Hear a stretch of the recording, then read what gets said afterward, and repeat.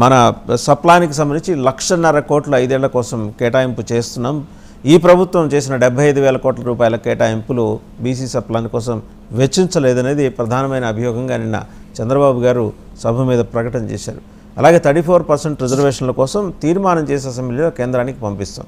But ఈ తీర్మానం చేసి పంపించడానికి వెనక మీ వ్యూహాలు అనేవి ఆల్రెడీ ఆంధ్రప్రదేశ్ ప్రజలకు అర్థమైనాయి. జనం నమ్ముతారనుకుంటున్నారా మీరు చెప్తేంది?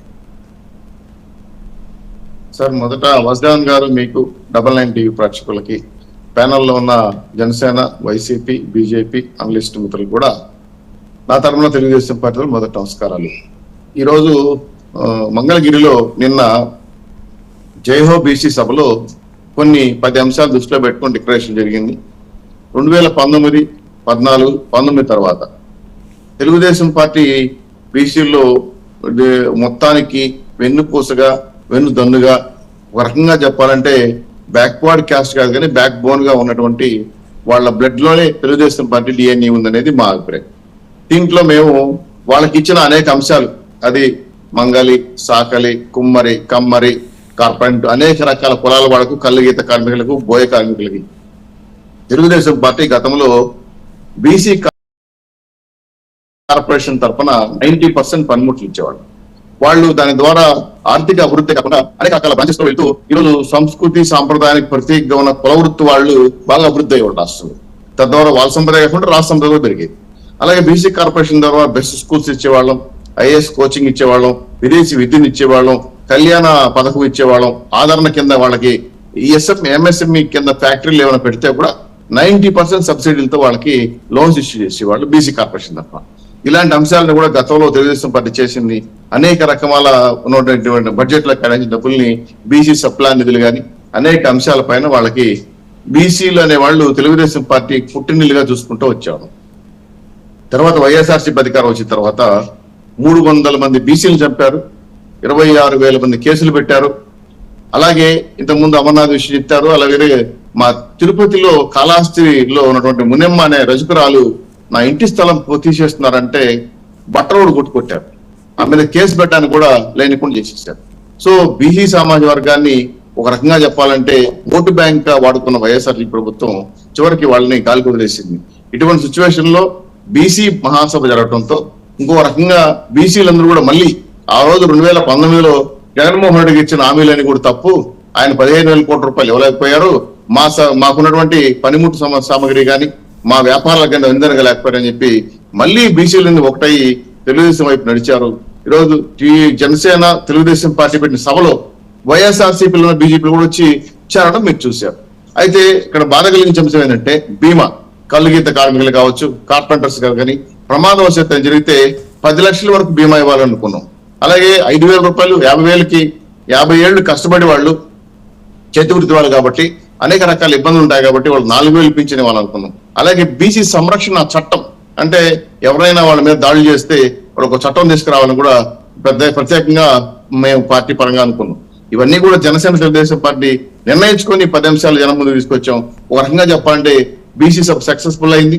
2024 బీసీలందరూ మాతో ఉంటున్నారనే విషయం నమ్మకం కల్పించారు వాళ్ళు. తద్వారా బీసీ సమాజ వర్గం అంతా కూడా పూర్తిగా తెలుగుదేశం వైపు నిలబడడంతో కొంచెం మాకు ధైర్యాన్ని ఇచ్చింది. శ్రీనివాస్ గారు ఒకటే ఒక్క ప్రశ్న మీకు. బీసీలకు నిజంగా ఏమాట కామాట ఎన్టీ రామారావు గారు వారు వేసిన పెద్ద పెట్టిని మనం ఇంకోసారి గుర్తు చేసుకోవాలి, దాంట్లో ఎట్లాంటి డిస్ప్యూట్ లేదు. నేనేది అంటే వారు దివంగతులైన తర్వాత 14 ఏళ్ళు చంద్రబాబు నాయుడు గారు ముఖ్యమంత్రిగా అన్నారు. నేను ఒక 3 సామాజిక వర్గాల గురించి ప్రస్తావన చేస్తాను, నాయి, బ్రాహ్మణ, కుమ్మరి, కమ్మరి. ఈ సామాజిక వర్గాల నుంచి 54 మంది ఐఏఎస్లు, ఐపీఎస్లు, ఐఎఫ్ఎస్లు ఉన్నారు. వాళ్ళు ఉన్నతంగా వెళుతూ వస్తున్నారు. ఇంతవరకు ఆ సామాజిక వర్గానికి చట్టసభల్లో ప్రాతినిధ్యం ఎందుకు కల్పించలేకపోయిందండి తెలుగుదేశం? మీరు 3 దఫాలు మీరు ప్రభుత్వం నడిపారు, బీసీలకు మీరు వెనుదన్నుగా నిలిచారు. జగన్మోహన్ రెడ్డి గారు చెప్పుకుంటున్న దానితో పోలిస్తే నిజానికి బ్యాక్ బోన్ క్లాస్గా వాళ్ళని అభివర్ణించడం కాకుండా వాళ్ళు ముందు తీసుకెళ్లి రకరకాల పథకాలతో చేశారు. చట్టసభల్లో ఎందుకు వాళ్ళకి అవకాశం మీరు కల్పించలేకపోయారు? మంచి ప్రశ్న వేశారు సార్. 153 కులాలు పూర్తి స్థాయిలో రాష్ట్రంలో బీసీ సమాజ వర్గంలో ఉన్నాయి. ఈ 150 కులాల్లో ఒక 3 కులాల పేరు చెప్తాను, ఎప్పుడు మీరు ఎన్నుంటారు. అతిరాజులు, ఇవి గుంటూరు జిల్లాలో ఒక మండలంలో 2 మండలాల్లో ఉంటారు. వీళ్ళు బీసీల కింద లెక్క. అలాగే గంగిరెద్దులు కృష్ణా జిల్లాలో మారుమూల ప్రాంతంలో ఉంటాం, అలాగే నగరాలు విజయవాడలో తప్ప ఎక్కడ కనపడదు. అంటే కొన్ని కులాలు ఏంటంటే కొన్ని పార్టీల దగ్గర అయిపోయారు. ఈ కులాలు ఏంటి నెట్టుకోవడానికి చాలా టైం పడుతుంది. 153 కులాల్లో ఉన్నటువంటి నాయి బ్రాహ్మణులు రాష్ట్రం మొత్తం ఉండేటప్పుడు ఒక్క నిమిషం అండి. నాయి బ్రాహ్మణులు కుమ్మరులు 294 ఉమ్మడి ఆంధ్రప్రదేశ్ సహా చెబుతున్నాను 294 నియోజకవర్గాల్లో ఉన్నారు. లేదు సార్, నేను వాళ్ళ గురించి చెప్తున్నా. వాళ్ళ గురించి ఈ కనపడటంలో ఎందుకు చెప్పానంటే కొన్ని కులాలు బయటకు రాలా. ఇప్పుడు మీ నాయ బ్రాహ్మణ్ అనుకోండి, మా జిల్లాలో తిరుపతిలో ఒక వ్యక్తికి నాయ బ్రాహ్మణ్ ఒక ఏమంటే క్షౌరం చేసుకునే ఒక షాప్ ఉంటే ఆయనకి అనేక రకాల హెల్ప్ చేయడంలో ఆయన 3 షాపులు పెట్టుకోగలిగాడు. అలాగే ఎంఎస్సీ మీద లోన్ తెచ్చుకొని కార్పొరేట్స్ నేను అడుగుతున్న ప్రశ్న మౌలికమైన ప్రశ్న నుంచి మీరు డివేట్ అవుతున్నారు. చట్టసభల్లో వాళ్ళకి ఎందుకు అవకాశం కల్పించలేకపోయారు? వస్తున్నారు, అక్కడికే వస్తున్నారు సార్. ఇప్పుడు బీసీ సమాజ వర్గం మా పార్టీలో హోమ్ మినిస్టర్ బీసీఏ కదా, మా అధ్యక్షుడు బీసీఏ కదా.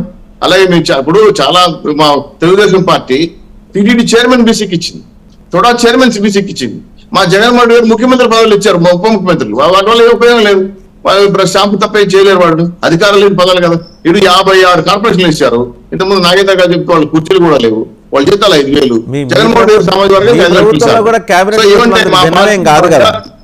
అనేక అంశాలపైన ప్రధాన ప్రతిపక్షంగా అధికారం ఉండే పోస్టులు ఇచ్చాం, అధికారం చలాయించే పోస్ట్ ఇచ్చాం. అది ఎందుకు ఈ రోజు కూడా ఇప్పుడు నేను కూడా బీసీ డిక్లరేషన్ లో బాబు గారు మాట అన్నారు, రాబోయే రోజుల్లో బీసీలకి నామినేట్ పదవుల్లో 33%, 34%, స్థానిక సంస్థలు 34% అనే అంశాలు క్లియర్ గా చెప్పారు. దీనికి కట్టుబడి ఉన్నాం. అందుకే ఈరోజు బీసీలు మమ్మల్ని నమ్మారు. బీసీ సామాజిక వర్గానికి జనసేన తెలుగుదేశం పార్టీ భరోసా ఇచ్చింది.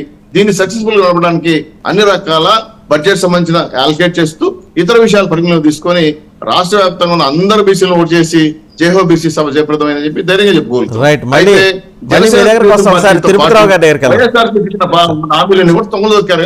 చౌదరి గారు మళ్ళీ మీ దగ్గర ఒకసారి తిరుపతిరావు గారి దగ్గరికి వెళ్దాం. తిరుపతిరావు గారు, తెలంగాణలో బీజేపీ బీసీ సీఎం నినాదంతో ఎన్నికలకు వెళ్ళింది. సరే, ఇప్పటికిప్పుడు ఏదో మిరకల్స్ జరుగుతాయని బీజేపీకి ఆ మాత్రం అవగాహన ఉంది. బట్ ఒక ప్రయత్నంతో ఒక అడుగు వేసింది. ఇక్కడ కూడా కాపు సీఎం చేద్దామని ఒక నినాదంతో ముందుకు రావాలి అని చెప్పేసి నిన్న 2-3 రోజుల క్రితం మీ పార్టీ ఏర్పాటు చేసుకున్న సమావేశాల్లో అంతర్గతంగా మీరు నిర్ణయించుకున్నారు. సరే, అది బయటికి రివీల్ చేసే సమయానికి రివీల్ చేస్తారనుకోండి. ఈ క్రమంలో తెలుగుదేశం జనసేన అలయన్స్ వచ్చి బీసీ డిక్లరేషన్ సభ పెట్టడం ఒక 10 అంశాలన్నీ నాకైతే నచ్చాయండి. అందులో ఎటువంటి డిస్ప్యూట్ లేదు. అండ్ తెలుగుదేశం శాంక్టిటీని కూడా ఇక్కడ క్వశ్చన్ చేయట్లా. ఎందుకంటే ఎన్టీ రామారావు గారు ఒక మంచి ఉద్దేశంతో ఆ రోజు బీసీలకు ఊతమిచ్చే కార్యక్రమం మొదలెట్టారు. దాన్ని కంటిన్యూ చేసుకుంటూ వచ్చారు ఆయన దివంగతులయ్యే వరకు. తర్వాత చెప్పే వాటిలో చాలా వరకు మెరమెచ్చులు కనిపిస్తాయి మనకి. వాళ్ళు ఇప్పుడు 3 దఫాలు చేసిన ఆయన ఎందుకు వీళ్ళకి చట్టసభల్లో ప్రాతినిధ్యం కల్పించలేకపోయారు? కొన్ని అదేంటి అప్రాధాన్య కులాలుగా వాటిని ఎందుకని ఆయన చూశారనే దానికి తెలుగుదేశం దగ్గర సమాధానం లేదు. ఎలా చూస్తున్నారు ఓవరాల్గా ఈ డిక్లరేషన్ని మీరు? తిరుపతిరావు గారు వినిపిస్తుంది సార్, వినిపిస్తుంది.